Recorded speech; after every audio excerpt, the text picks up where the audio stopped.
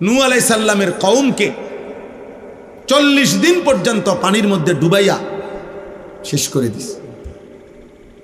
হুদ আলাইহিস সালামের কওম আল্লাহর নাফরমানির কারণে পৃথিবীর সবচেয়ে শক্তিধর মানুষ ছিল হুদ আলাইহিস সালামের কওম, কওমে আদ।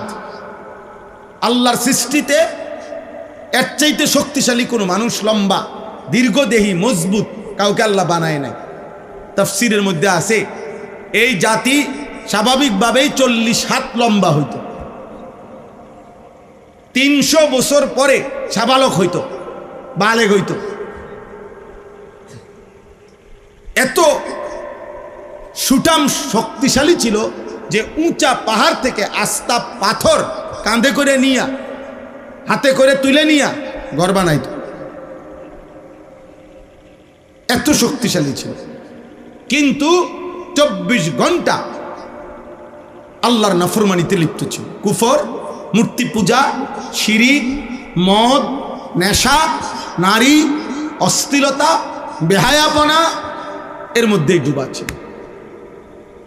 হযরত হুদ আলাইহিস সালাম তাদেরকে দিবানিশি বলছেন যে হে আমার জাতি, আল্লাহর দিকে ফেরো, ঈমান আনো, কুফর শিরিক ত্যাগ করো, সমস্ত গুনাহ ত্যাগ করে আল্লাহর ইবাদত করো।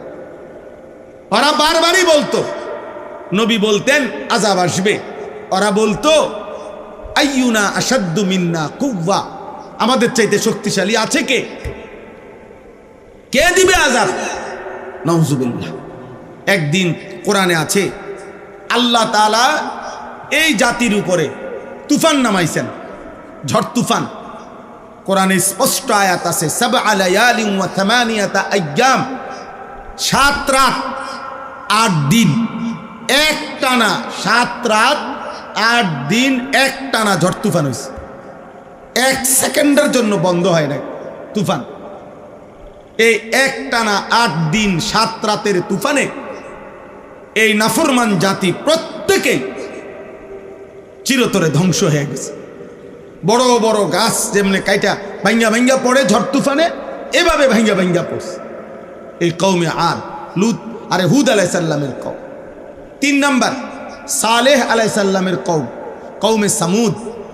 এই নাফরমান জাতি আল্লাহর নাফরমানি করত, কুফর, শিরিক এবং যাবতীয় পাপ করত। মনে রাখবেন, মানুষের মধ্যে কিছু পাপ আছে কমন, মোটা দাগে, মদ, জুয়া, গান, বাদ্য, নারীর সাথে হারাম, জিনা, ব্যভিচার, এগুলো, খুন, রাহাজানি, চুরি, ডাকাতি, ছিনতাই, ওজনে কম দেওয়া, হারাম উপার্জন করা, সুদ, কিস্তি। মনে করেন এগুলো সর্বযুগেই কমন বড় পাপ। সব যুগের নাফরমানরা, প্রত্যেক যুগের সীমা লঙ্ঘনকারী, গাদ্দার, পাপীরা, যারাই আল্লাহর জমিনে গাদ্দারি করছে, ওরা এই জাতীয় পাপের কোনো 1টা 2টা 4টার মধ্যেই লিপ্ত ছিল। এখনো আপনি সহজে দেখবেন কেউ সুযোগ পায় কিংবা পায় না, কিন্তু প্রত্যেকেই এই নির্দিষ্ট কিছু পাপ আছে যেটা একটা আরেকটাকে টানে। যেমন মদের আড্ডা, নেশা যার মধ্যে আছে, নেশার আড্ডা, তার মধ্যে আপনার জিনা, গান, বাদ্য, তার মধ্যে এই মানসিকতা 100 আছে। প্রত্যেক নেশাখোর ব্যভিচারী, প্রত্যেক ব্যভিচারী নেশাখোর। যে নেশা করে সে নারীর সাথে অপকর্ম করে, যে নারীর সাথে অপকর্ম করে সে নেশাও করে, যে জুয়া খেলে সে নেশাও করে, যে নেশা করে সে জুয়াও খেলে, হারাম প্রেম যে করে ও মদের আড্ডা, জুয়ার আড্ডায়ও তার সম্পৃক্ততা আছে। সোজা কথা, মানে এগুলো একই খতিয়ানের, একই দাগের জমি। এই জাতীয় পাপ, এগুলো নিকৃষ্ট। প্রত্যেক যুগের পাপী যারা, নাফরমান যারা, সীমা লঙ্ঘনকারী যারা, বা তারা এই পাপগুলো কমন করে। নারীর সাথে গুনাহ, হারাম উপার্জন, অন্যায় জোর জবরদখল, মদের আড্ডা, জুয়ার আড্ডা, নারীর আড্ডা, জিনার আড্ডা, ব্যভিচারের আড্ডা। এটাই বাস্তবতা। আর এরকম প্রত্যেক নাফরমান যখন আল্লাহর দিকে ফিরে না, আর একটা নির্দিষ্ট সময় আসলে আল্লাহ তাআলা ওদেরকে ধ্বংস করে দেয়। এই সালেহ আলাইহিস সালামের কওম, আল্লাহ তাআলা তাদেরও নাফরমানির কারণে একদিন রাত গভীরে ঘুমন্ত ফজরের ওয়াক্তে ভোরবেলা একজন ফেরেশতা পাঠাইছেন। ফেরেশতা আইসা ওই জাতির উপরে একটা চিৎকার দিছে, চিৎকার। ফেরেশতার বিকট চিৎকারে ওই মানুষগুলো কান ফাইটা, ছোট বড় নারী পুরুষ সব মরে গেছে। কোরআনে আছে, এই সূরাতে আছে। 4 নাম্বার, লূত আলাইহিস সালামের কওম, যারা লজ্জাস্থানের চাহিদা পূরণের জন্য যাদের আখলাক ছিল কুকুর শুকরের মতো, যাদের মূল চাহিদা ছিল লজ্জাস্থানের চাহিদা, বেঁচে থাকার একটাই উদ্দেশ্য ছিল তাদের, যে লজ্জাস্থানের চাহিদা পূরণ, জিনা, সমকামিতা, কখনো নারীর সাথে কখনো পুরুষের সাথে, যেখানেই পাইতো কুত্তার মতো শুকরের মতো, চাহিদা একটাই, লজ্জাস্থানের চাহিদা পূরণ।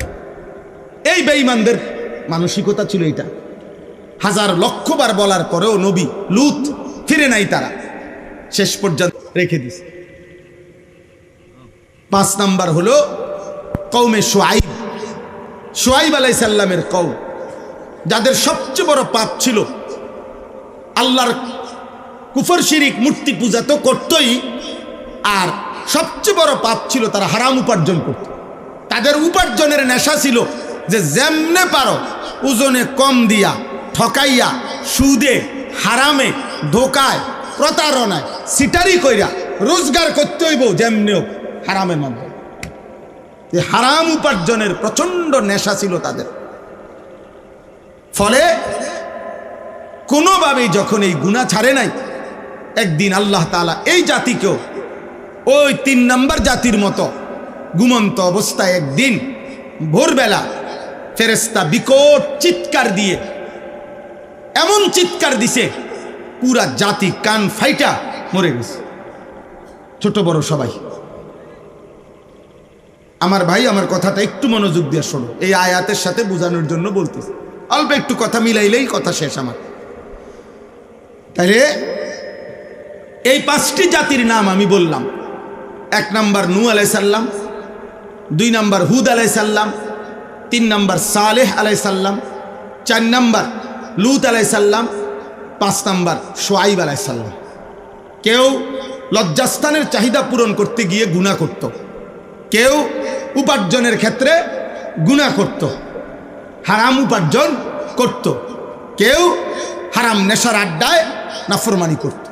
মূল কথা হলো মোটা দাগে মদ, জুয়া, জিনা, বেবিচার, হারাম উপার্জন, এর মধ্যেই তাদের মূল এই পাপীদের সীমাবদ্ধতা ছিল। এবং আল্লাহ তাআলা এদেরকে হাজার লক্ষবার বলার পরে নবী যখন কোনোভাবেই পাত্তা দেয় নাই, একদিন আল্লাহ তাআলা ওই জাতিদেরকে ধ্বংস করে দিছে, ধ্বংস করে দিছে।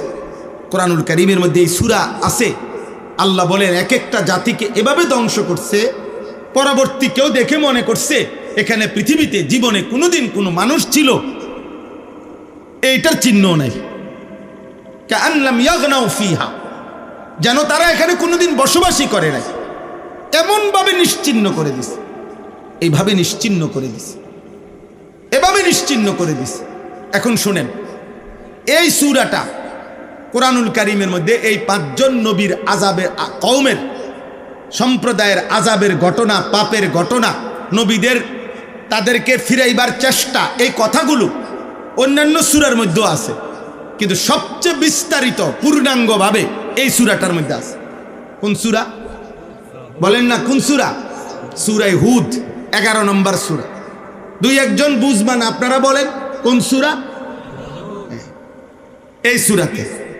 আচ্ছা, তাহলে এই সূরার মধ্যে নবীজি যখন এই সূরাটা নাজিল হইছে, নবী সাল্লাল্লাহু আলাইহি সাল্লাম খেয়াল করছে যে হায়, পাপের কারণে, নাফরমানির কারণে আল্লাহর আযাব পূর্ববর্তী জাতির উম্মতকে এভাবে একেবারে গোষ্ঠী শুদ্ধা নিশ্চিহ্ন করে দিছে।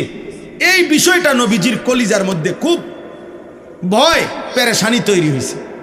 নবী সাল্লাল্লাহু আলাইহি সাল্লাম এবার এই সূরা নাজিল হওয়ার পরে এত বেশি চিন্তিত আর পেরেশান হয়ে গেছে যে আহা, আমার উম্মত যদি এরাও যদি এই পাপগুলোতে, এই মদে, জুয়া, নারী, জিনা, ব্যভিচার, লজ্জাস্থানের হারাম চাহিদা, উপার্জনের হারাম কামাই, আল্লাহর নাফরমানিতে লিপ্ত হয়, আমার কওম, আমার সম্প্রদায়, আমার উম্মত, তাদের পরিণতি কি হবে? আহা, আল্লাহ যদি তাদেরকেও চিরতরে ধ্বংস করে দেয়। এই টেনশনে এই পরিমাণ নবী অস্থির হয়ে গেছে, এই পরিমাণ কাঁদতে শুরু করছে। খোদার কসম, এই সূরা নাজিল হওয়ার পরেই, কিছুদিন পরেই আল্লাহ নবীর সর্বপ্রথম এই দাড়ি মুবারকের একটা চুল, দুইটা চুল সাদা হয়ে গেছে।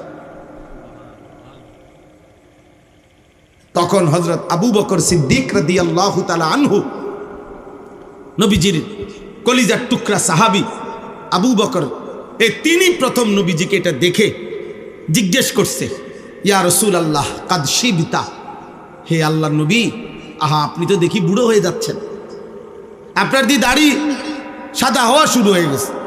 আব্বা, তুমি মোবাইলটা নামায় লাও, এমনি শোনো বাবা, এমনি শোনো, তুমি শোনো, তোমার ভালোর জন্য শোনো আব্বা, কষ্টই করতেছো তো শোনো, ফায়দা হয় না ভাই, ফায়দা হয় না।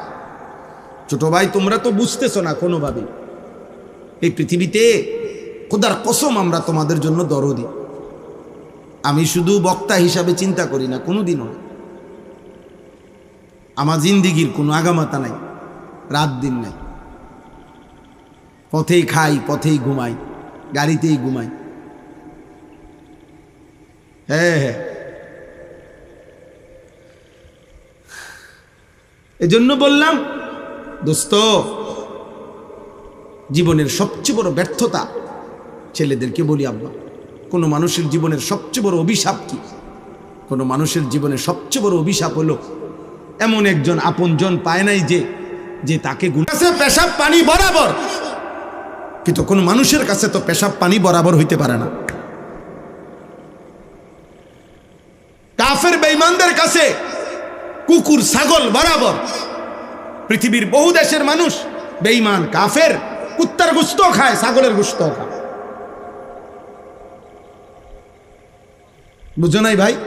সাপের গোশত খায়, কেন? ও যে জানোয়ার, ও তো বেঈমান, ও তো বেঈমান। বেঈমান আর জানোয়ার বরাবর, কাফের আর জানোয়ার বরাবর আব্বা, বরাবর বরাবর। উলাইকা কাল আনআম, আল্লাহ কোরআনে বলছে বেঈমান জানোয়ার, বাল হুম আদাল, অথবা তার চাইতে নিকৃষ্ট। তুমি তো জানোয়ার না আব্বা, তুমি তো বেঈমানও না, তাহলে তুমি মুসলমান, তো কিছুটা ভিন্নতা থাকা উচিত না?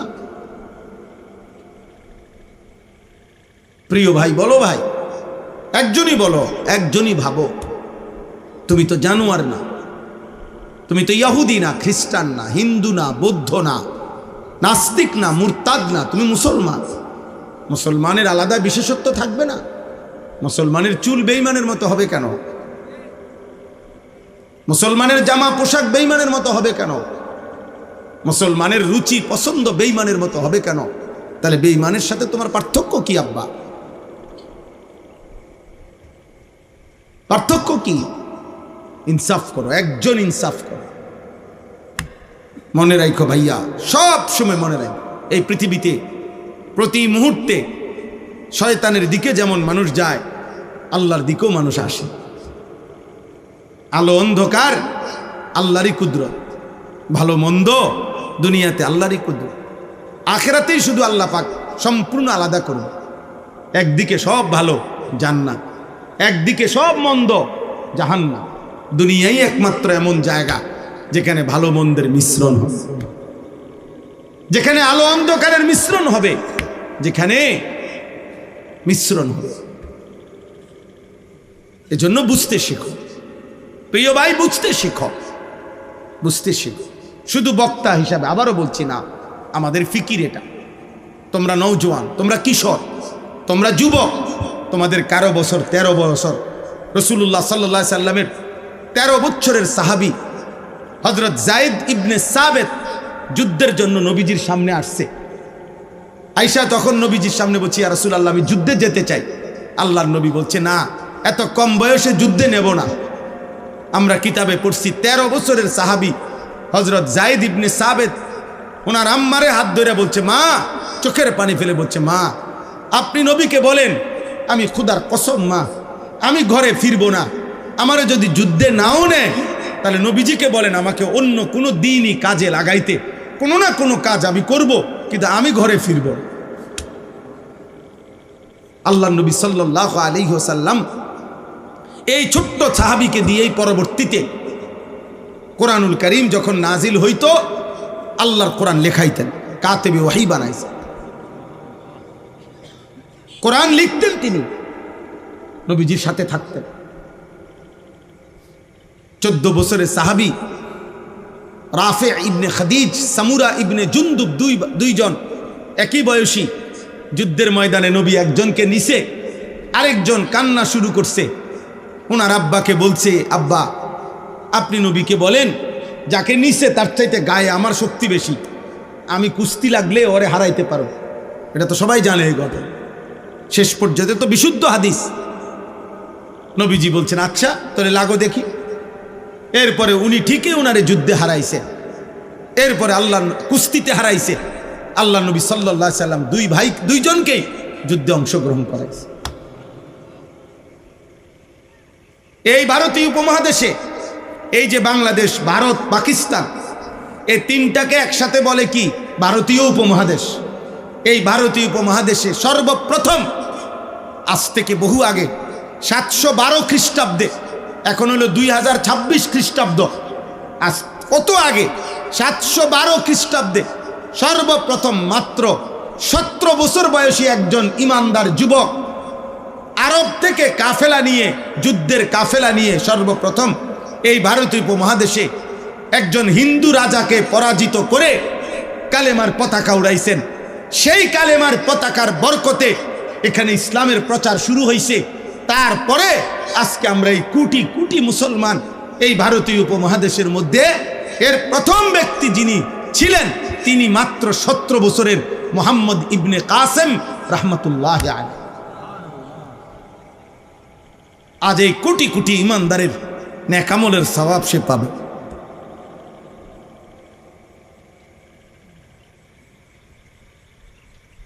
এই আমাদের ইতিহাস বাবা, এমন সুন্দর জীবন আল্লাহ তোমাকে মুসলমানের ঘরে দিছিলেন, কেন নষ্ট করে দিলাম? কেন নষ্ট করে দিলাম? তোমরা শুনো, প্রয়োজনে নিজে পড়ে দেখো। এই পৃথিবীতে প্রত্যেক জাতি, ফেরাউন কেন ধ্বংস হয়েছে? গুনার কারণে। নমরুদ কেন ধ্বংস হয়েছে আব্বা? গুনার কারণে। কারুন কেন ধ্বংস হয়েছে? গুনার কারণে। হামান কেন ধ্বংস হয়েছে? গুনার কারণে। সাদ্দাত কেন ধ্বংস হয়েছে? গুনার কারণে। আব্রাহা কেন ধ্বংস হয়েছে? গুনার কারণে। ইবলিস কেন বরবাদ হয়েছে? গুনার কারণে। নূহ আলাইহিস সালামের জাতি ডুবাইয়ে ফেলছে আল্লাহ কেন? গুনার কারণে। গুনার কারণে, পাপের কারণে। এই পাপ এগুলা, এই মদ, জুয়া, নারী, জিনা, বেবিচার, নারীর সাথে হারাম কাজ, সুদ, চুরি, ডাকাতি, ছিনতাই, রাহাজানি, অন্যায়, জোর জবরদখল, হারাম উপার্জন, এগুলোই ঘুরে ঘুরে প্রতিবার এমন মানুষগুলো এই পৃথিবীতে লাঞ্ছিত হয়েছে, একবার না দুইবার।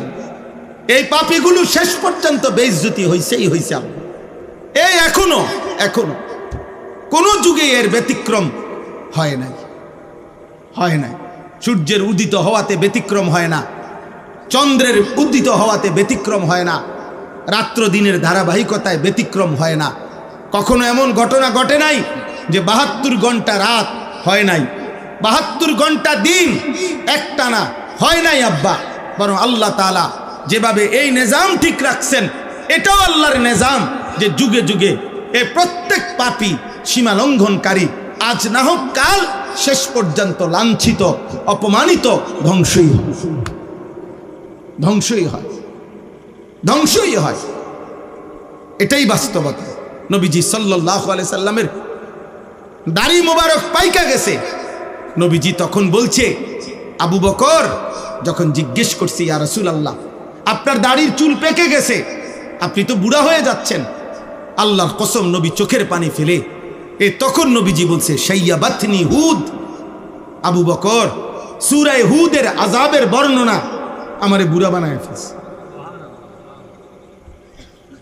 আমারে বুড়া বানায় ফেলছে। আমার প্রতি মিনিট ভয় লাগতেছে। সূরা হুদে এক এক পাপী জাতির আযাবের যে বর্ণনা আল্লাহ দিছে, আমার উম্মত যদি সেই পাপগুলো করে কি হবে তাদের পরিণতি, কি হবে তাদের পরিণতি। আজকে প্রিয় ভাই, এটাই বলতে চাই। শুনো, তোমরা নওজোয়ান, তোমরা কিশোর, তোমরা যুবক, দিবানিশি তোমরা বলো ইনসাফের সাথে যে তোমরা মোবাইল দিয়ে কি করছো? এত নারী, এত ছবি, এত অশ্লীল উলঙ্গ দৃশ্য কেন দেখো? আব্বা, একজন পুরুষের জন্য কতটা নারী দরকার? একজন কিশোর বয়স মাত্র 16 বছর, এত কম বয়সে এত নারী দেখে ফেললা, এটা তো কুত্তারও স্বভাব না, এটা তো শুকরেরও স্বভাব। কুত্তাও তো মনে হয় এত নারীর পিছনে ঘুরবে না। বিষয়টা কি? বিষয়টা কি বলো? নাচ গান, মদ, জুয়া, মোবাইল, অশ্লীলতা, বেহায়াপনা, চুল, চেহারা, লেবাস, পোশাক, সব কিছুতে আল্লাহকে এভাবে ছেড়ে দিলা, কোরআনকে এভাবে ত্যাগ করলা, ইসলামকে এভাবে ত্যাগ করলা। মদিনার নবী সাল্লাল্লাহু আলাইহি সাল্লাম তায়েফের রক্তে যিনি ছাড়া দেহ লাল হইল, পবিত্র রক্তে নবীজির জুতা আর পায়ের তালু জট বাইধা গেছে জমাট। নবীজির সাহাবী জায়েদ বলছে, তায়েফের রক্তের কারণে আমি নবীর জুতা পা থেকে খুলতে পারছিলাম না। আল্লাহ নবী সারা রাত তায়েফে যখন পাথরের আঘাত খাইছে, ওই রাত্রে নবী সারা রাত দাঁড়িয়ে তাহাজ্জুদ নামাজ পড়ছে, রক্ত মাখা দেহ নিয়া, আর কাঁদছে আল্লাহর কাছে, আল্লাহ আমার উম্মতরে মাফ করে দেন, মাফ করে দেন, মাফ করে দেন আল্লাহ, আপনি নারাজ হয়েন না। এত রক্ত দেখে আমার শরীরে আপনার যদি গুসা হয়, আপনি যদি আযাব দেন, তাইলে আমার জাতি শেষ হয়ে যাবে।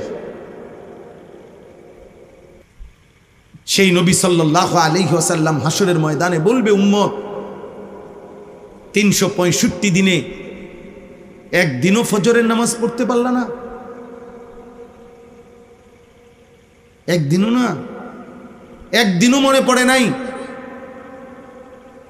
এই পৃথিবীতে হাদিস কিতাবে আছে, নবীজি তার উম্মতকে, সাহাবাদেরকে শেষ কোন নামাজে দেখে গেছেন? আল্লাহর কসম, কোরআন হাতে বললাম, একজন ছেলেও যদি বুঝো, নবীজি তার উম্মতকে শেষ দেখে গেছে ফজরের ওয়াক্ত।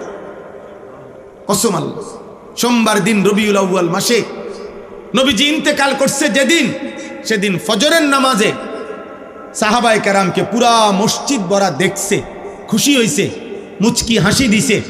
এরপরে জোহরের নামাজের ওয়াক্ত হওয়ার আগ মুহূর্তে আল্লাহর নবী সাল্লাল্লাহু আলাইহি সাল্লাম ইন্তেকাল করছে। নবীজি শেষ হাসি, শেষ খুশি সাহাবাদের প্রতি হয়েছেন ফজরের নামাজে দেখে, ফজরের নামাজে দেখে। আল্লাহর নবী সাল্লাল্লাহু আলাইহি সাল্লাম যাকে ফজরের নামাজে দেখতেন না, তিনি বলতেন, স্পষ্ট হাদিসে আছে, ফজরের নামাজে যে মসজিদে যেত না নবীজির যুগে, নবীজি বলতেন নিশ্চয়ই মুনাফিকের জন্য এশা এবং ফজরের জামাতে পড়া কঠিন। এজন্য সমস্ত কিতাবে আছে কথা, ফজরের নামাজে প্রমাণ হয় কে মুমিন কে মুনাফিক, জুমার নামাজে না।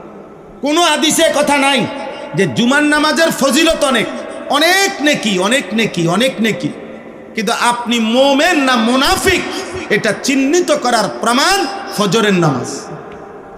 কোন নামাজ বলেন না, কোন নামাজ? বুখারীতে হাদিস আছে, নবীজি বলছে, আমার মন চায় ফজরের অনুপস্থিত মুসল্লিকে আমি নিজে আগুন নিয়ে গিয়া তার ঘর ওই নাফরমানকে সহ জ্বালায়া দিই। আল্লাহর কসম, এটা বুখারীর হাদিস, বুখারী শরীফের শ্রেষ্ঠ কিতাবের হাদিস। নবীজি বলছেন, আমার দিল চায় এই নাফরমানকে আমি ঘর সহ আগুনে জ্বালায় ফেলি। যিনি তোমাকে আগুনে জ্বালায় ফেলতেই চাইছে দুনিয়াতে, আখেরাতে তুমি এই আমলনামা নিয়ে গিয়েই তোমারে সুপারিশ করে জান্নাত দিয়ে দিবে। সুপারিশ তোমার মামুর বাড়ি, হ্যাঁ, সুপারিশ তোমার আব্বার সম্পত্তি, হ্যাঁ। নবীর সুপারিশ মানে জিলাফি, নবীর সুপারিশ মানে বিরিয়ানির ফোটলা, নবীর সুপারিশ মানে খিচুড়ির ডেক। এই ভাবছেন না? নাউজুবিল্লাহ, নাউজুবিল্লাহ। আহা, আফসোসের বিষয়। তোমরা ছেলেরা মাশাআল্লাহ এতগুলো ছেলে পড়ছো, বলো আব্বা তোমরা দাঁড়াও, আমরা তোমরা গুনে গুনে দেখাই। এখানে বাবা চাচা মুরব্বী যারা আছে তারাই বলুক, তোমাদের এক পাশে যদি তোমরা দাঁড়াও, আমি দাঁড় করাই দেই, তো তোমাদের এখানে 100 ছেলে 500 ছেলেও যদি দাঁড় করায়, দেখা যাবে 480 জনের চেহারায় নামাজের কোনো চিহ্ন নাই। হায় হায় নিকৃষ্ট নাফরমান, যে কপাল আল্লাহকে সেজদা দেয় না, খোদার কসম ও তো মানুষ না, ও তো হাইওয়ান, ও তো জানোয়ার, ও তো পশু, ও তো পশু। ওই কপালে তো থুতু মারা উচিত, যে কপাল আল্লাহকে সেজদা দেয়। কিতাবের মধ্যে আছে কপাল আল্লাহ তাআলা দুনিয়াবি কোনো উপার্জনের কাজে লাগায় না। মানুষ হাত দিয়া ধরে, পাও দিয়া যায়, বুদ্ধি দিয়া দেমাগ দিয়া ভাবে, নাক দিয়া গন্ধ শোকে, মুখ দিয়া খায়, কান দিয়া শুনে, জিহ্বা দিয়া কথা বলে। দুনিয়ার যে কোনো বিষয়ে মানুষের এই অঙ্গগুলো কাজে লাগে, কিন্তু কপাল দিয়া মানুষ কিছু ধাক্কাও দেয় না, আজ্ঞায়ও না, পিচ্ছায়ও না, দরেও না, আলগিও দেয় না, কিছুই না। কপাল দিয়া দুনিয়াবি, এই কপালের এই জায়গাটা দিয়ে দুনিয়াবি উপার্জনের কোনো কাজ, দুনিয়ার প্রয়োজন পূরণের কোনো কাজ লাগে না, এটা দরকার লাগে না, এটা স্পেশাল আলাদা। কিতাবে আছে আল্লাহর কসম, আল্লাহ তাআলা বলে, বান্দা তোর কপাল শুধু আমি আমার সেজদার জন্যই বানাইছি। যে কপাল আল্লাহকে সেজদা দেয় না, তোর কপালে থুতু, তোর কপালে থুতু, থু থু, তোর কপালে থুতু, থুতু, তোর কপালে থুতু, থুতু তোর কপাল, ছি, ধিক তোর কপাল, ধিক তোর কপাল। নিকৃষ্ট জানোয়ার এটা, নিকৃষ্ট হাইওয়ান। প্রত্যেক বেনামাজি নাফাক, দেখবেন প্রত্যেক বেনামাজি পেশাব করে পানি নেন, প্রত্যেক বেনামাজি পায়খানা করে পবিত্র হয় না, এটা শতভাগ দুর্গন্ধ। এটা বেনামাজি মানেই নাফাক, বেনামাজি মানেই নাফাক, বেনামাজি মানেই নাফাক, বেড়া হোক বেড়ি হোক, বেনামাজি বেটা বেটি দুটোটাই নাফাক, দুটোটাই অসভ্য। বেনামাজির কোনো লজ্জা নাই, বেনামাজির কোনো শরম নাই, বেনামাজির কোনো হায়া নাই, বেনামাজির মধ্যে ইনসাফ নাই, বেনামাজির মধ্যে ভদ্রতা নাই, বেনামাজির মধ্যে মানবতা নাই, বেনামাজির মধ্যে কৃতজ্ঞতা নাই।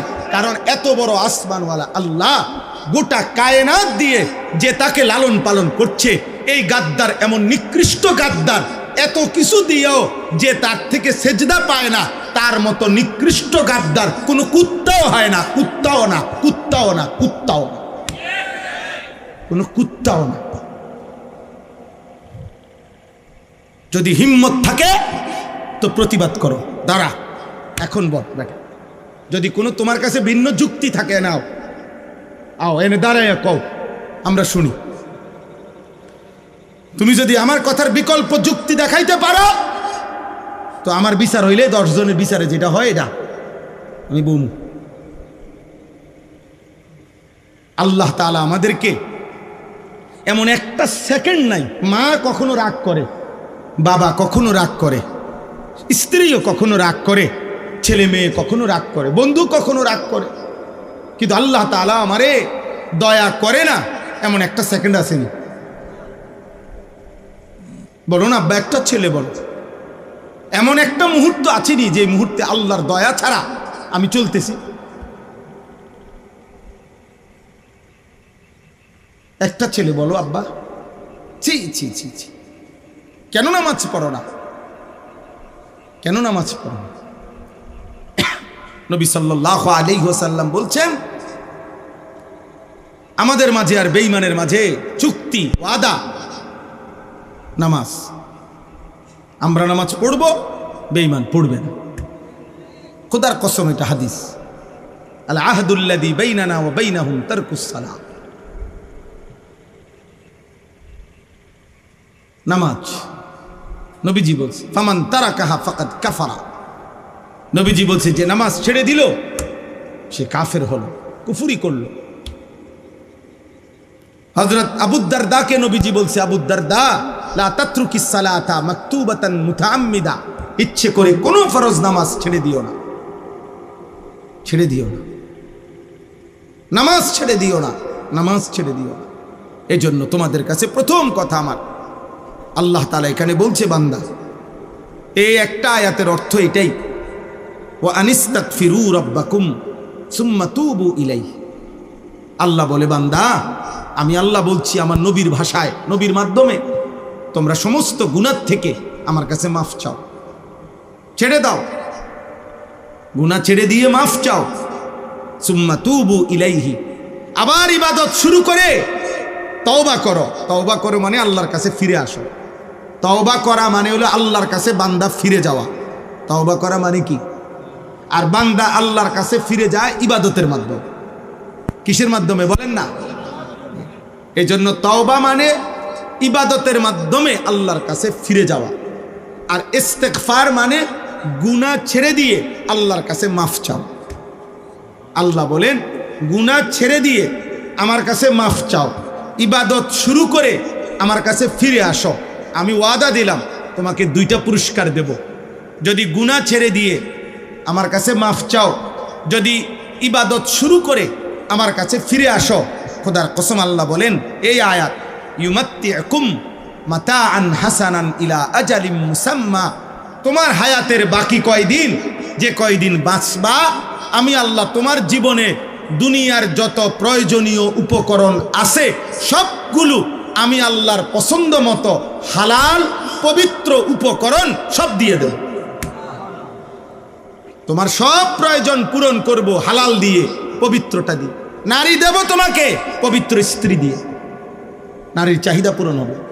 টাকার চাহিদা পূরণ করব, তবে হালাল টাকা দিয়ে, হালাল টাকা। মাতাআন হাসানা, বুঝেন না? এক হলো আমার লজ্জাস্থানের চাহিদা পূরণ হইতেছে জিনার মাধ্যমে, ব্যভিচারের মাধ্যমে, বেশ্যাপতিতার কাছে গিয়া, হারাম নর্তকীর কাছে গিয়া, নিকৃষ্ট কোনো বেপর্দা বেহায়া অসভ্য চরিত্রহীন কোন মেয়ের মাধ্যমে, পুরুষের মাধ্যমে, যে লজ্জাস্থানে নাপাক ব্যবহারের মাধ্যমে, উলঙ্গ ছবি দেখার মাধ্যমে, নর্তকী দেখার মাধ্যমে। এটা হলো একটা চাহিদা পূরণ, এটা তো নিকৃষ্ট চাহিদা পূরণ, এটা তো হারাম। কিন্তু আল্লাহ বলে না, আমি তোমার চাহিদা পূরণ করব পবিত্র স্ত্রী দিয়ে। এক তো হলো টাকা আসতেছে, সুদের টাকা, কিস্তির টাকা, লোনের টাকা, জুয়ার টাকা, মিথ্যা কথা বলার টাকা, ওজনে কম দিয়া টাকা, ছিনতাই করা টাকা, চুরির টাকা, ডাকাতির টাকা, অনিয়ম করে টাকা, মানুষের সম্পদ লুণ্ঠন করে টাকা, হ্যাঁ, এগুলোও টাকা। এটা হইল টাকার প্রয়োজন পূরণ হইল। কিন্তু আল্লাহ বলে না, আমি এমনটা না, আমার গুনাহ ছেড়ে দিয়ে আমার কাছে আসলে, ইবাদত করিলে আমি হালাল দ্বারা পবিত্র টাকা দিয়েই তোমার প্রয়োজন পূরণ করব। ইউমাত্তিউকুম মাতাআন হাসানান ইলা আজালিন মুসাম্মা। আল্লাহ বলেন প্রয়োজন পূরণ করে দেব সব। এজন্য ইমানদারের সব প্রয়োজনই পূরণ হয়। আব্বা সবাই প্রয়োজন, এই পৃথিবীতে সবাই ভাত খায়, এই পৃথিবীতে সবাই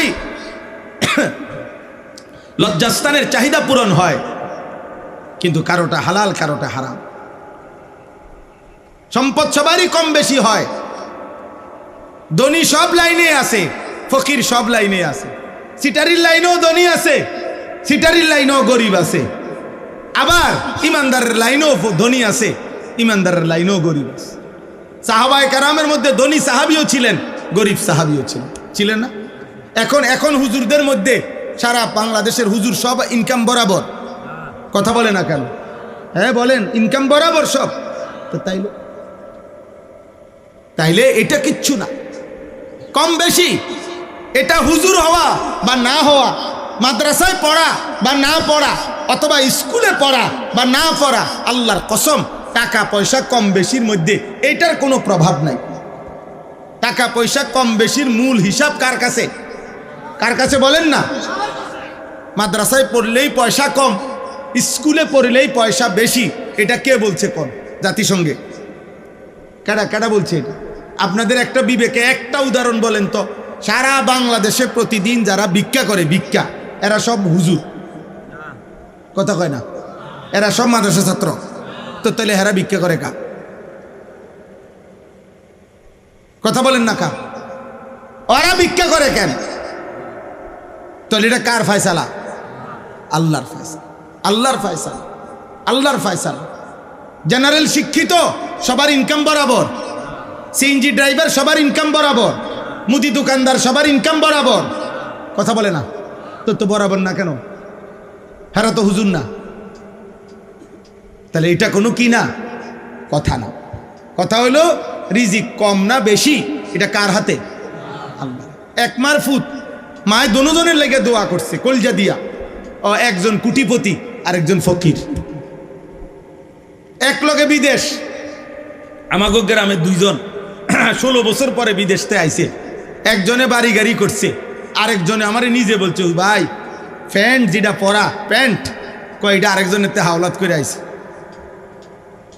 প্যান্টও ছিল না, একটা ফিন্দার প্যান্ট আরেকজনের থেকে হাওলাত করিয়া তো প্যান্ট ফিন্দা আইছে। ভাই একই একই একই কোম্পানির চাকরি করছে, এক জায়গা। এমন কেন?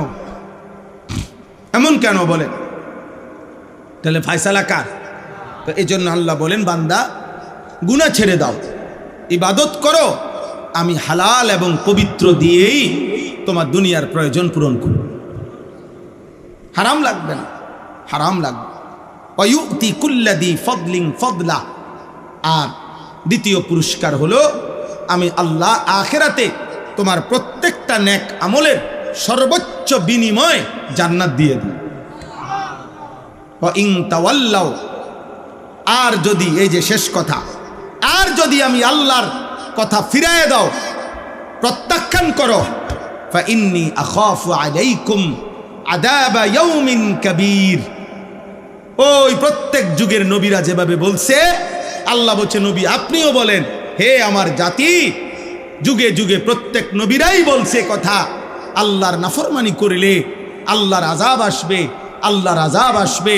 হে আমার কওম, আমিও মুহাম্মদ, আমি সাল্লাল্লাহু আলাইহি সাল্লাম নবীও তোমাদেরকে বলছি, আমার কওম তোমরাও যদি আল্লাহর নাফরমানি করো, তো আমি আল্লাহর পক্ষ থেকে আখিরাতের, কবরের, কিয়ামতের, হাসরের ভয়ানক আযাবের ভয় করছি। তোমাদের উপরে আল্লাহর আযাব আসবে, তোমাদের উপরে আল্লাহর আযাব আসবে। নবীজি ফাতেমাকে বলছে, ফাতেমা তোমার নামাজ বিনে আমি মুহাম্মদের মেয়ে বললে তোমার আমি বাঁচাইতে পারব না। নবীজির মেয়েকে বলছে। নবীজি তার চাচা আব্বাসকে বলছে, চাচা আমি মুহাম্মদের চাচা বললে আপনারে আমি আখিরাতে জাহান্নাম থেকে বাঁচাইতে পারব। আপনার আমল, আপনার সেজদা আপনাকে পেশ করতে হবে, নয়তো আবু তালেবের ইমানের জন্য নবী এমন কাঁদলেন কেন? কথা বোঝেন নাই? আবু তালেব যাতে কালেমা পড়ে নবীজি এত কাঁদলেন কেন? নবীজি তো এটা বলতে পারতেন, এটা আমার স্পেশাল কোটার থেকে আমি দিয়ে দিব, ব্যস্ত। কথা বলে না? আরে নবীর হাতে যদি এরুমে যে বিষয়টা যে তিনি যাকে মন চায় তাকে জান্নাত দিবেন, বিষয়টা এটা না আব্বা। কথা বোঝেন নাই আমার? সুপারিশ মানে জান্নাত দেওয়া না, সুপারিশ মানে আবেদন। কথা বোঝেন নাই আমার? সুপারিশ মানে কি? আবেদন মানেই হলো আরেকজন কেউ আছে যিনি অনুমোদন করবে। আবেদন করার অর্থ কি? আরেকজন কি করবে? তিনি কে? বলেন না, তিনি কে? তো মনে করেন 1 কোটি মানুষ, ধরেন কথার কথা 1 কোটি উম্মত, তো নবীজি সুপারিশ করছে 1 কোটির জন্য, যে আয় আল্লাহ আমি সুপারিশ করলাম আমার 1 কোটি উম্মতরে জান্নাত দিয়ে দেন। মনে করেন, আচ্ছা ঠিক আছে, আল্লাহ তাআলা বলল, বন্ধু আপনার উম্মতের একজন বাদে আমি সকলকেই জান্নাত দিলাম, যান আপনার সুপারিশ নিলাম, একজনকে শুধু জাহান্নাম দিলাম। আমার আব্বা আমার ভাই একজন বিবেকবান বলেন, সেই একজন যাকে জাহান্নাম দিবেন সেই নামটা যদি হয় আনিসুর রহমান, তাহলে বাকিরা জান্নাতে গিয়া আমি একজন জাহান্নামে গেলে আমার কি লাভ?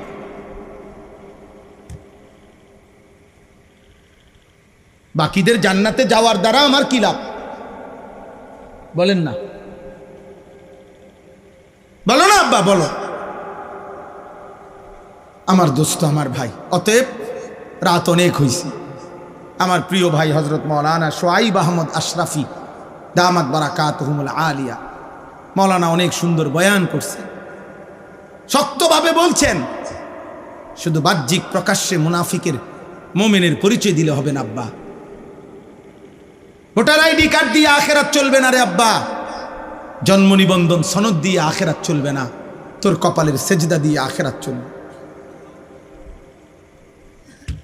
হালাল হারামের পার্থক্য দিয়ে আখেরাত, সেজদা বন্দিগির মাধ্যমে আখেরাত।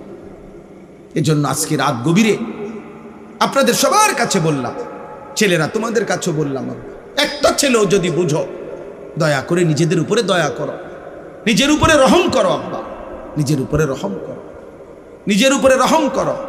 কোরআনুল কারীমের মধ্যে আল্লাহ তাআলা স্পষ্ট বলছে, ওয়ালান তারদা আনকাল ইয়াহুদ ওয়ালান নাসারা হাত্তা তাত্তাবিআ মিল্লাতাহুম। আল্লাহর কসম, আল্লাহ বলছে ঈমানদার মনে রেখো, পৃথিবীর কোন ইহুদি কোন খ্রিস্টান ততক্ষণ পর্যন্ত তোমার উপরে 100% সন্তুষ্ট হবে না যতক্ষণ পর্যন্ত তুমি ধর্ম পরিবর্তন করে ইহুদি পূর্ণ না হবা, খ্রিস্টান পূর্ণ না হইবা। রঙ্গে আর ঢঙ্গে, জামার পোশাকে, লেবাসে আর জার্সিতে, গেঞ্জিতে আর হাফ প্যান্টে, চুলে আর পোশাকে, আল্লাহর কসম এই কোরআন ধরে বললাম, যতই তুমি রং ধরো না কেন, বেঈমান ইহুদি আর খ্রিস্টান তোমাকে আপন মনে করবে না, করবে না, করবে না, করবে না, করবে না, করবে না। আমেরিকার ওই কুত্তারা ফুটবল বিশ্বকাপের এই টাকা ইনকাম করে তোমার ইমানদার ভাইয়ের বুকে গুলি মারবে, গুলি মারবে, ইমানদারের রক্ত ঝরাবে তোর টাকা দিয়ে, তোর টাকা দিয়ে। একটি বিশ্বকাপ ফুটবল খেলার সাথে শুধু আব্বা এটা খেলা না, তোমার যদি কলিজা থাকে, বিবেক থাকে, তুমি খবর নিও, এই বিশ্বকাপ ফুটবল খেলার সাথে কোটি কোটি কোটি কোটি ডলারের, কোটি কোটি ডলারের মদের বিক্রি হবে। এই খেলার প্রত্যেকটা গ্যালারিতে অজস্র অগণিত মানুষ মদ পান করবে, এর সাথে মদের গভীর সম্পর্ক। 2 নাম্বার, এই ফুটবল খেলার সাথে প্রত্যেকটা দেশে, এই আমেরিকা, কানাডা, মেক্সিকো, এই 3 দেশের যেই প্যাভিলিয়ন মানে যেই গ্যালারিগুলোতে খেলা হবে, প্রত্যেকটার আশেপাশে শত শত হোটেলে নর্তকী নারী ভাড়া থাকবে, যারা জিনা আর ব্যভিচার করবে, যারা পুরুষের সাথে রাত কাটাবে, বিশ্বকাপ উপলক্ষে ইনকাম করবে, ওই ইনকামের ট্যাক্স ওই দেশগুলোও উপার্জন করবে। তার মানে এর সাথে নারীর বেশ্যাবৃত্তি, অসভ্যতা, জিনা আর ব্যভিচারের সম্পৃক্ততা আছে। 3 নম্বরে, এই ফুটবল বিশ্বকাপের সাথে কোটি কোটি টাকার অনলাইনে, তুমি দেখো, আজকে তোমরা আজকে খুঁজে নাও, আজকে দেখো, এই প্রথম এই বছর 2026 বিশ্বকাপ ফুটবলে ব্রাজিল সম্পূর্ণভাবে তাদের জার্সি বদলায় ফেলছে। গত পর্যন্ত তাদের 1950 সাল থেকে 2026 সাল পর্যন্ত তাদের যে হলুদ জার্সি ছিল, এই হলুদ জার্সি তারা বদলাইয়া নতুন শেডের জার্সি আনছে। সারা পৃথিবীর অনলাইনে আজকে খবরে আসছে, সারা বিশ্ব আন্তর্জাতিকভাবে, যে ব্রাজিলের ওই জার্সির, নতুন জার্সি যেটা গেঞ্জি আর কি গায়ে দেয়, ওইটার মধ্যে শয়তানের প্রতিকৃতি, শয়তানের আকৃতি, মুখোশ এটার ভিতরে ছাপানো আছে। আমরা চাঁদের দেশে থাকি না, আমরা তোমগরে সচেতন করার জন্য খবর রাখি। আমরা মঙ্গল গ্রহে থাকি না, প্রতিদিন খোঁজ খবর রাখি। বুঝো নাই আব্বা? সারা পৃথিবীর সচেতন মানুষ প্রতিবাদ করছে অনলাইনে যে ব্রাজিলের এই জার্সির মধ্যে শয়তানের প্রতিকৃতি, শয়তানের মুখোশ এটার ভিতরে আছে। তুমি না লেখো অনলাইনে, গুগলে সার্চ দিয়ে লেখো যে ব্রাজিলের 2026 জার্সি নিয়ে বিতর্ক কি, এটা দেখো, তুমি লাগাও, দেখো। বলো ভাই, তাহলে রক্তে যার ইমান আছে, কলিজার মধ্যে মায়ের পবিত্র রক্ত যার আছে, ওই বেঈমানদের সাথে আমাদের কি সম্পর্ক? বলো না ভাই। ব্রাজিল আর্জেন্টিনার সাথে আমাদের ইমানের কোনো সম্পর্ক আছে? আমাদের কালেমার কোনো সম্পর্ক আছে? আমাদের কাবার কোনো সম্পর্ক আছে? আমাদের মদিনার কোনো সম্পর্ক আছে? আমাদের নবীর কোনো সম্পর্ক আছে? আমাদের সাহাবায়ে কেরামের কোনো সম্পর্ক আছে? আমাদের আউলিয়াদের কোনো সম্পর্ক আছে? আমাদের আল্লাহর কোরআনের কোনো সম্পর্ক আছে আব্বা? আচ্ছা বাদ দাও, রাখো এটা এবার এক সাইডে। আর্জেন্টিনার সাথে আমাদের বাংলাদেশের এই মাতৃভূমির প্রতি যার মায়া আছে, এই বাংলাদেশের আর্থিক, সামাজিক, রাজনৈতিক যেই কোনো ক্ষেত্রে কোন দিক দিয়ে মিল আছে? বলো না ভাই, একটা বিবেকবান বলো। বাংলাদেশের আর্থিক উন্নতিতে ব্রাজিল এবং আর্জেন্টিনার সাপোর্ট যদি আমাদের দেশে ব্যাপকভাবে বাড়ে, তো বাংলাদেশের বিদ্যুৎ সমস্যার সমাধান হবে, তেল সমস্যার সমাধান হবে। বাংলাদেশে হত্যা, খুন, ধর্ষণ, 8 বছরের কন্যা ধর্ষণ, এইভাবে ব্যভিচার, এটা বন্ধ হয়ে যাবে। বলো না ভাই। তা রাষ্ট্রের আর্থিক কি উন্নতি হবে? আখেরাত বাদ দাও, দুনিয়াবি উন্নতি কর। বলো না ভাই, কি কারণ থাকতে পারে? অসভ্যতারও তো একটা জাতফাত আছে, অসভ্যতারও তো একটা জাতফাত আছে, বেহায়ারও তো একটা জাতফাত আছে। এটা কোন বেহায়ামি? এটা কোন অসভ্যতা? বলো। এজন্য প্রত্যাখ্যান করো। বলো ইনশাআল্লাহ। প্রত্যাখ্যান করো, প্রত্যাখ্যান করো, প্রত্যাখ্যান করো। ঝগড়া তো মানায় না আব্বা, ঝগড়া তো মানায় না। খেলা তো খেলা না, খেলা তো খেলা না। খেলার সাথে মদ আছে, খেলার সাথে নর্তকী আছে। এই পৃথিবীর তোমরা খবর নিয়ে দেখো, প্রত্যেক ফুটবল খেলোয়াড়, এই যারা বিশ্বকাপে খেলবে, তাদের প্রত্যেক খেলোয়াড়ে ডোপ টেস্ট, তাদের নেগেটিভ প্রমাণিত হইতে হবে। অর্থাৎ তাদের শরীরে অ্যালকোহল আছে কিনা, মদের উপস্থিতি আছে কিনা, মদ নেশা করছে কিনা, এটা পরীক্ষার মাধ্যমে প্রমাণ হইতে হবে যে সে মদ পান করে নাই। হ্যাঁ, ডোপ টেস্ট বলে এটারে। অর্থাৎ এখানে যদি সে নেগেটিভ প্রমাণিত হয় তাইলে খেলতে পারবে। যদি শরীরে অ্যালকোহল, মদের উপস্থিতি পাওয়া যায় তাইলে সে বাদ। তাইলে বোঝা গেল ফুটবল খেলার মধ্যে এই খেলোয়াড়রা অসংখ্য যারা নেশা করে, এই নেশা তাদেরকে উত্তাল বানায় ফেলে।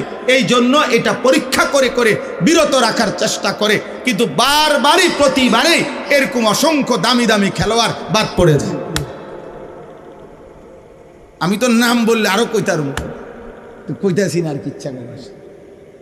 আমি তো নাম ধরে ধরে কইতে পারবো, দাগ নম্বর, খতিয়ান নম্বর সহ কত সালের বিশ্বকাপে কে কতজন ডোপ টেস্টে পজিটিভ হয়েছে তা আমি জানি, সব জানি। হ্যাঁ, বিগত কমপক্ষে 2-4-5 বিশ্বকাপের আপডেট বলতে পারবো ইনশাআল্লাহ। অর্থ হলে এই জন্য বলা যে আমরাও তো খোঁজ খবর রাখি। এখানে নৈতিকতার কি? তোমরা এবার শেষ কথা হইল আমার ভাই, তোমরা কমপক্ষে সব বাদ দাও, আমরা মোল্লা মৌলবীর কথা বাদ দাও, যারা আয়োজন করছে ওনাদের কাছে গুগলে সার্চ করে, এই যে ফিফা আন্তর্জাতিক যে ফুটবল ফেডারেশন, যেটা যারা আয়োজক, তাদের কাছ থেকে জানতে চাও যে আপনারা বলেন গোটা পৃথিবীর কি উন্নতির জন্য আপনারা এই খেলার আয়োজনটা করছেন, এটা ওনারা কো।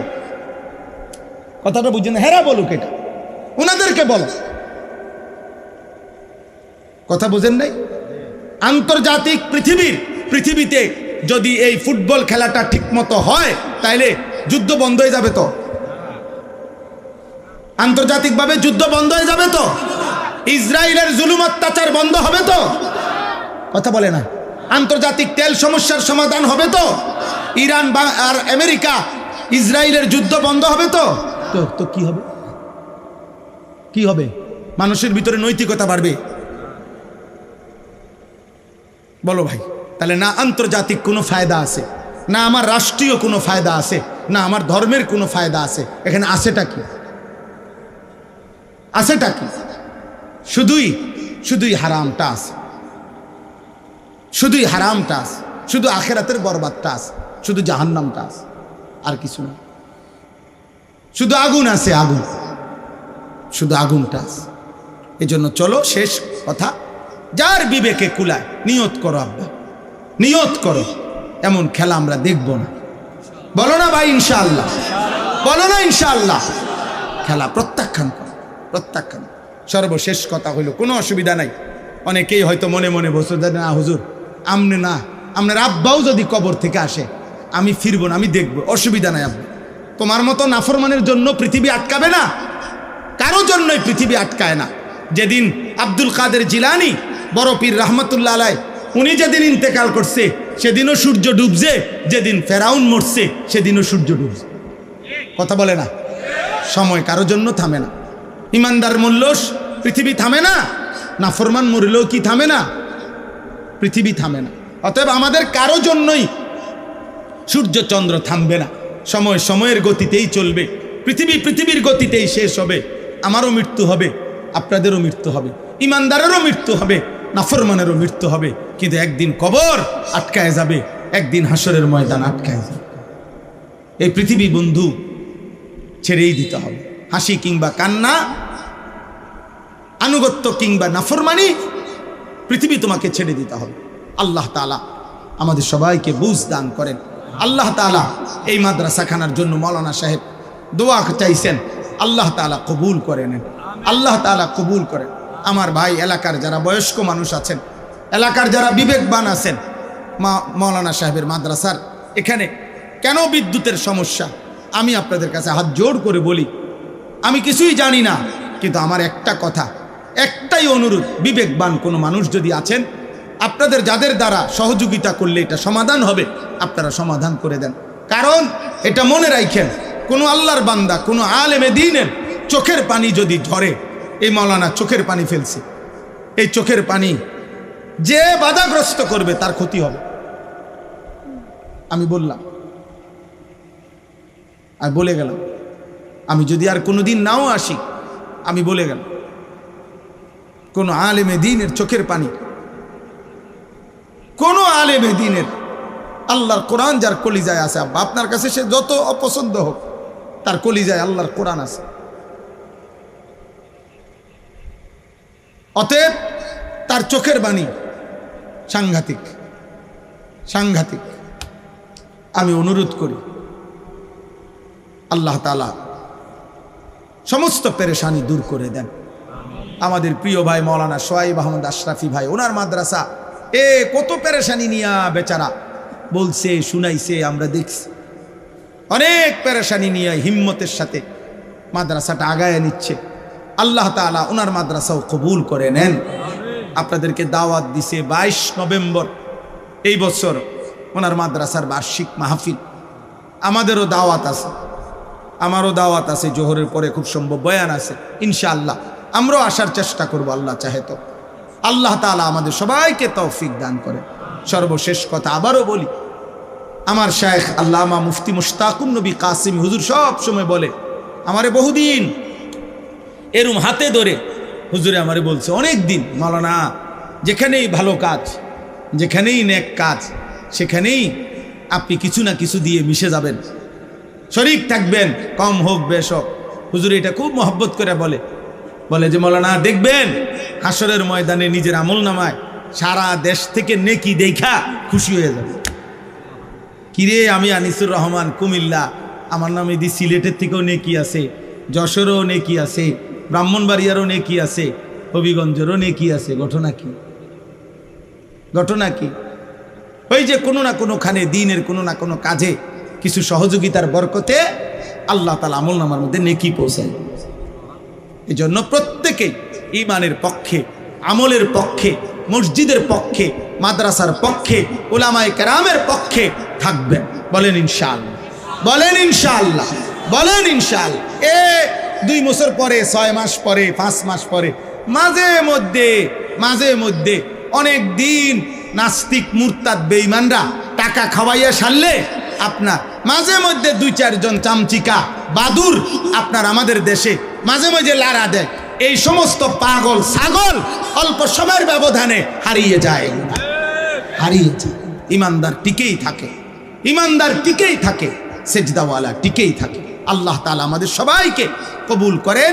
আজকের এই আনন্দগ্রাম ইসলামী যুব সংগঠনের এই মাহফিলে আল্লাহ বরকত দান করেন, আমিন। সবাই বসে শুনলে বরকত। 2টা জিনিস গুরুত্বপূর্ণ, একটা হলো মনোযোগ দিয়ে শোনা, চলো বসে শোনা, বসে শুনলে কলিজায় কথা ঢোকে। হযরত জিবরাইল আলাইহিস সালাম নবীজির কাছে যখন মানুষের আকৃতিতে আসতেন তো বসতেন, আসে এরপরে কথা বলতেন। এটা হাদিসে স্পষ্ট আছে। একদম নবীজির মুখোমুখি হয়ে আদবের সাথে বসতেন, এরপরে কথা বলতেন। অতএব এটা সুন্নাত, এটা আদব। সাহাবায়ে কেরাম নবী সাল্লাল্লাহু আলাইহি সাল্লামের সামনে এসে বসতেন, এরপরে কথা শুনতেন। অনেক হাদিসের মধ্যে আছে, সাহাবারা বর্ণনা করছেন যে আমরা নবীজির সাথে এভাবে বসতাম যেন আমাদের কাঁধে, পিঠে, মাথায় আইসা পাখি বসছে, কান্না আলা রুউসিনা তাইর। অর্থাৎ এত স্থির থাকতাম আমরা যে একটা পাখি এসে বসত। কোন হাদিসে আছে সাহাবী বলছেন এতটাই স্থির আমরা বসতাম মনে হইতো যেন আমাদের মাথা শরীর থেকে আলাদা হয়ে আছে।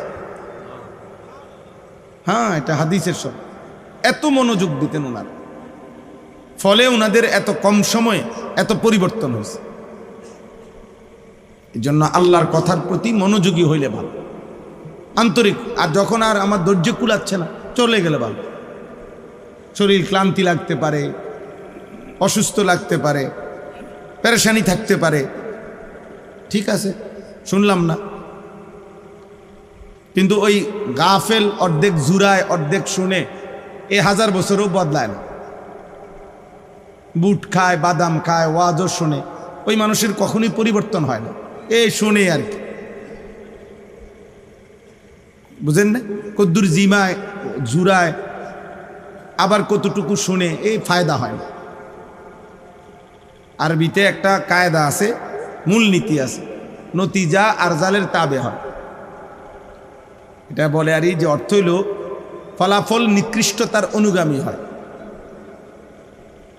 মানে হলো একদম সহজ উদাহরণ দেন, একটা পানির টাঙ্কি মনে করেন 500 লিটার, ওই যে মসজিদের ছাদে যে পানির টাঙ্কি দেয়, তো এখানে যদি 499 লিটার পবিত্র ফ্রেশ পানি দেয় আর 1 লিটার অথবা আধা লিটার যদি পেশাব দেয় মিশায়, তো পানির হুকুম কি? আপনাদের কি বলেন? তাহলে ফলাফল আসছে কি? যেটা নিকৃষ্ট ওইটার আলোক। অথচ 499 লিটার হইল পবিত্র পানি, কিন্তু এর পরেও 1 লিটার নাপাক পানি, পেশাব, 499 লিটার পবিত্র পানি কেউ কি করে দিছে? নাফাক করে ফেলছে। এইটারে বলে আর কি বুট আর ওয়াজ, ফলাফল আসবে বুট। হ্যাঁ, বাদাম এবং ওয়াজ, ফলাফল আসবে বাদাম। জুরানি এবং ওয়াজ, ফলাফল আসবে কি? জুরানি। নতিজা আর জালের তাবে হয়, যেটা নিকৃষ্ট ফলাফল ওইটার আলোকে হয়। এ অনেক বয়স্ক লোকেরও অভ্যাস, জুমার দিন শুক্রবারে জুমার বয়ান হয়, উনি বসে বসে জুরায়, একের প্রথম কাতারে বসে এই যে জিমাইতেছে, একের মানে পড়ে যায়, আবার টুফরে লারা দিয়ে ওঠে, এই 1 লাইন শোনে। জিজ্ঞাসা করবেন চাচা কি শুনছেন? বলবে আল্লাহ কইতারে কি শুনছি, কিছুই বলতে পারত না। মানে আগাও নাই, গোড়াও নাই, পূবও নাই, পশ্চিমও নাই। এ শুনছে যে আগেও পান খাইছি, এখনো পানে খাইতে হইব, এটাই বুঝছি। মুখ পর্যন্ত বন, চা, পান, সুপারি, বিড়ি, এ মিল্লা জিলে কোনো রকম ফইরা না থাও। আসলে এটা না, উচিত না। এই জন্য আল্লাহর কথার প্রতি কি হইতে হয় বলেন? আগ্রহ, মনোযোগ হইতে হয়, এতে বরকত হয়। যেই তোমরা ছেলেরাও, প্রিয় ভাই, এমনি বদলায় না মানুষ। তুমি তামসা করবা আর আল্লাহ তোমার অলি বানায় দিব, তো অলি যারা তারা তো এমনি হয় না। তুমি তামাশা করবা তো আল্লাহ তোমার জোনায়েদ বাগদাদি বানায় দিবে, তো জোনায়েদ বাগদাদি তো এমনি হয় নাই, ফাজলামি করে হয় না। বলেন হইছে এমনি? তুমি পড়বা না, খামখেয়ালি করবা, আল্লাহ তোমারে আলেম বানায় দিবে। তো যুগে যুগে যারা আলেম হইছে তারা কি এমনি হইছে? তো তোমার বেলায় নিয়ম বদলাবে কেন? বুঝেন নাই কথা? আল্লাহর যত প্রিয় বান্দা হয়েছে তো তারা তো বন্দেগী করে হয়েছে, মেহনত করে হয়েছে, চোখের পানি ফেলেই হয়েছে, কষ্ট করে গুনার থেকে বাঁচছে, হিম্মত করছে, তো ফলে আল্লাহ পাকের প্রিয় বান্দা হয়েছে। আরবিতে বলে আর কি, একটা সুন্দর কথা আছে, তারজুন নাজাতা ওয়ালাম তাসলুক মাসলাকাহা আমা তাদরি ইন্নাস সাফিনাতা লা তাজরি ইউবসাহা। এটা একটা আরবি কবিতা। অর্থ হলো, হে আল্লাহর বান্দা, তুমি মুক্তি চাচ্ছ, নাজাত চাইতেছ, অথচ যে পথে নাজাত সে পথে তো চলছ না। তুমি কি জানো না শুকনায় নৌকা চলে না? ইন্নাস সাফিনাতা লা তাজরি ইউবসাহা। শুকনার মধ্যে কি নৌকা চলে? তাহলে কোথায় নিতে হয়? তো ঠিক ওই কবি বলতেছে, শুকনায় যেমন নৌকা চলে না, নাফরমানিতে তো আল্লাহ মিলে না, বেআমলিতে তো কি মিলে না? আল্লাহ মিলে না। বাত মিলে, দুনিয়া মিলে, দুনিয়া তো কুত্তারও মেলে, শুকরেরও মেলে, জন্তু জানোয়ারেরও তো দুনিয়া মিলে, কিন্তু আল্লাহ তো মিলে না। এজন্য এটা খুব গুরুত্বপূর্ণ। রাবেয়া বসরি ওনারও কবিতা আছে, একটা লাইন আছে, উনি বলছেন, লাউ কানা হুব্বুকা সাদিকান লা আতাআতাহু ইন্নাল মুহিব্বা লিমান ইউহিব্বু ইউতা।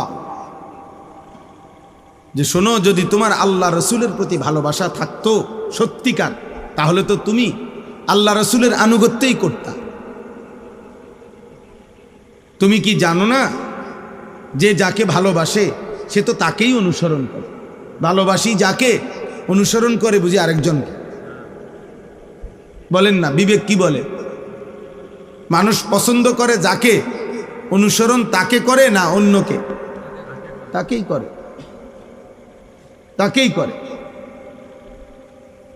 এজন্য প্রত্যেকে, ছেলেরা তোমাদেরকেও বলি বাবা, চুল, চেহারা, লিবাস, পোশাক, চাল চলন, তোমার চেহারাই প্রমাণ করে তুমি কেমন।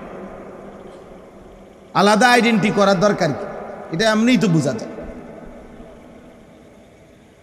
এমনিই তো বোঝা যায়। বয়স্ক বাবা আপনাদেরকেও বলি, আপনারও আখলাক কেমন এটা বুঝার বাকি আছে। আপনি বসে বসে চা দোকানে বিড়ি খান, আপনি কেমন জাতের মানুষ এটা কি না বুঝার কি আছে? আপনি কথায় কথায় গালি দেন, তা আপনি কেমন জাতের মানুষ এটা না বুঝার কি আছে? আমরা কি সিরা খাই নাকি? আমরা বুঝি না? সারা বছর আপনি টেলিভিশনে নাচ গান দেখেন, চা দোকানে আড্ডা দেন, তা আপনার চরিত্র আখলাক কেমন এটা না বুঝার কি আছে? কথা বলেন না? হ্যাঁ, আমাদের গ্রাম্য একটা সুন্দর কৌতুক আছে আর কি, আমাকে লাকসামবাড়ি কুমিল্লা। তো ওইখানে এক বেটা ভাত খাইতেছে বসে বসে, তা আরেকজন আইয়া কিও ভাত নি খাও? কয় না, কদুর মাটি কাটি। এই বেটা, আমি দেখতেছি পরিষ্কার তুমি ভাত খাইতেছ। কত তাহলে দেখলে কষ্টা, তো দেখতেই আসো বেটা ভাত খাই, আবার দেখো ভাত নি খাও। মানে এটা তো বুঝাই যাইতেছে আমি কি খাইতেছি, ভাত খাইতেছি। তো তুমি আবার এটা কি জিগাইলা যে ভাত নি খাও? এই জন্য বলছি উল্টাটা মাটি কাটি।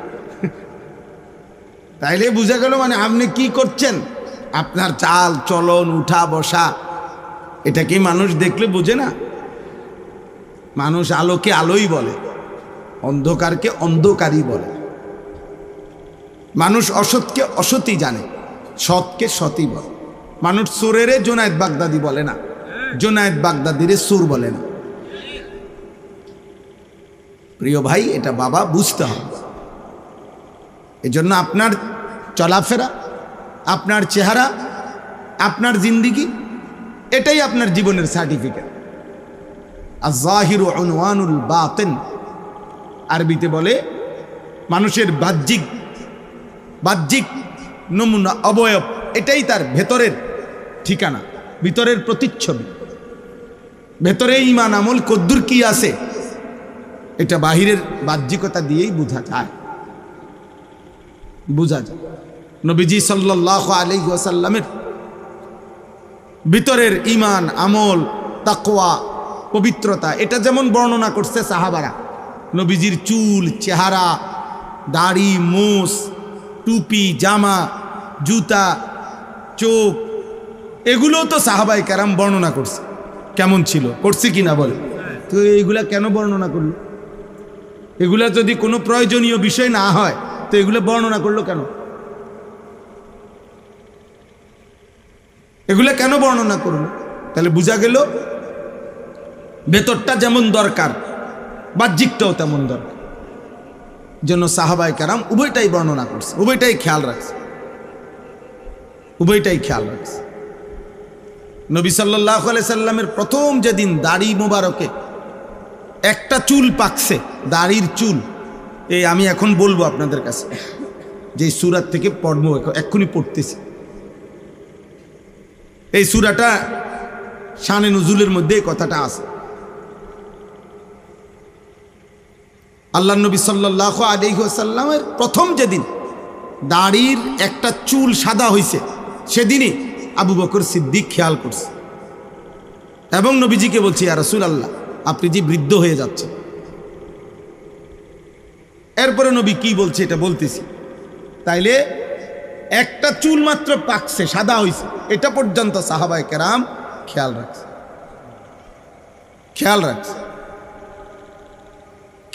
কয়টা মাটি দিয়া ঢিলা ব্যবহার করছে, এটা সাহাবায়ে কেরাম হিসাব রাখছে। কতটুকু পানি দিয়ে গোসল করছে, এটা সাহাবায়ে কেরাম হিসাব রাখছে। কতটুকু পানি দিয়ে ওযু করছে, এটা হিসাব রাখছে। কি পরিমাণ নজর রাখছে ওনার। নবীজি সাল্লাল্লাহু আলাইহি সাল্লামের প্রত্যেকটা নড়াচড়া সাহাবায়ে কেরাম খেয়াল রাখে। যেগুলো একান্ত বিষয় সেগুলো নবীজির বিবিদের থেকে জেনে নিছে। নবীজির স্ত্রীদেরকে জিজ্ঞেস করছে, আম্মা জান বলেন নবীজি ফরজ গোসল কেমনে করছে, স্বামী স্ত্রীর মিলামেশার পরে গোসল করছে কেমনে। হযরত আয়েশা রাদিয়াল্লাহু তাআলা আনহা, উম্মে সালামা রাদিয়াল্লাহু তাআলা আনহা, ওনারা বর্ণনা দিছে। বালতির পানি এভাবে আছে, হযরত আয়েশা বলছে আমরা গোসল করতেছি নবীজির সাথে, একবার আমি বালতির থেকে মগ দিয়ে পানি নিছি, আরেকবার নবীজি পানি নিছি, আমার হাতের সাথে নবীজির হাত লাগছে গোসল করতে গিয়ে। নবী সাল্লাল্লাহু আলাইহি ওয়াসাল্লামের এইভাবে বর্ণনা দিছে। কেন? স্বামী স্ত্রীর এই বিষয়টার মধ্যে যেন নবীর উম্মত ভুল না করে, নবীজির তরিকা যেন শিখতে পারে। একান্ত বিষয়, গোপন বিষয় পর্যন্ত উম্মতের সামনে বলছে। কেন? যেন উম্মতের কষ্ট না হয়। আল্লাহ আমাদেরকে বুঝ দান করেন। তোমরা সবর করো ভাই, সব ছেলে কষ্ট করছো, সবর করেই শোনো। গরম যেখানেই যাও সেখানেই গরম, তুমি ইচ্ছা করলেই গরম সরাইয়া ফেলতে পারতা না। আর গরম আমাদের জন্য ক্ষতিকর কিছুও না। ঠান্ডা, শীত, সব অবস্থায় ঋতুর প্রতি পরিবর্তনই আমাদের জন্য উপকার। এই তীব্র গরম না আসলে আমাদের অসংখ্য ফল মৌসুমি পাকবে না। তাহলে মৌসুমি এই ফল এখন কাঁঠাল, লিচু, আম, জাম, কিছুদিন পরে তাল আসবে, এগুলো সব তীব্র গরমেই কি হয়? পাকে। শীতকালে আবার অনেক সবজি উৎপন্ন হয়, সব আল্লাহ তাআলার কুদরত। আল্লাহ তাআলা বলেন রোদ, বৃষ্টি, আলো, অন্ধকার সবই আল্লাহর দেওয়া, রাত্র দিন। আল্লাহ আমাদেরকে বুঝ দান করেন।